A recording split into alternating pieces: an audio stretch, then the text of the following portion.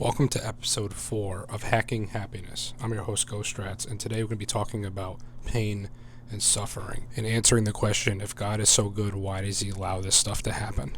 Life often brings us moments of deep struggle and pain, and it's easy to ask, why would God allow this?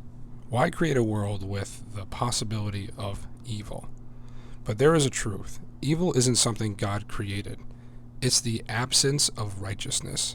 Just like darkness is the opposite in the absence of light. From the very beginning, God gave us a choice to walk in love and obedience with him or rely on our own understanding. In Genesis 1:2, we see the earth shrouded in darkness, yet God's Spirit hovered over the waters, ready to bring light and order. And that's exactly what he does. He takes the voids, the chaos, and the darkness in our lives and uses them to draw us closer to him. But why the choice? Why the risk knowing we might fail? Because love isn't real without choice. God didn't want robots programmed to obey. He wanted hearts that choose him freely. Even when darkness enters our lives, God doesn't leave us there. He uses those moments to refine us, to mold us into warriors of faith. Corinthians 10:13 reminds us no temptation is too great for us to bear, and God will always provide a way out. Whatever you're facing, he's already made a path through it. You just need to trust him. Now, this is important. If you feel like life hits you harder than others, consider this. God entrusted the strongest battles to his strongest warriors. Not everyone is called to endure what you're facing, and that makes you extraordinary. As Paul reminds us in Romans 5:3-4, suffering produces perseverance. Perseverance builds character, and character gives birth to hope.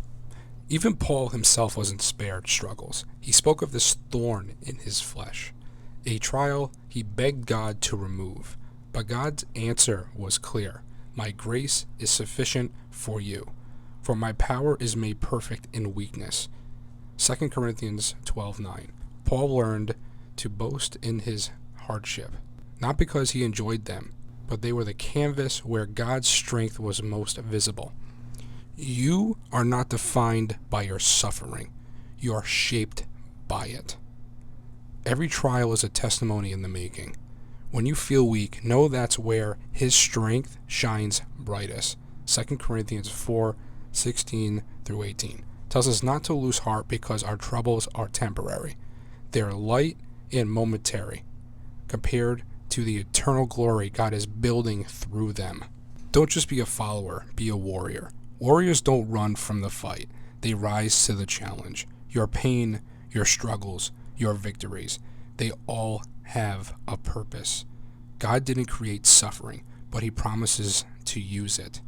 Through every dark moment, he's crafting a masterpiece and drawing you closer to him.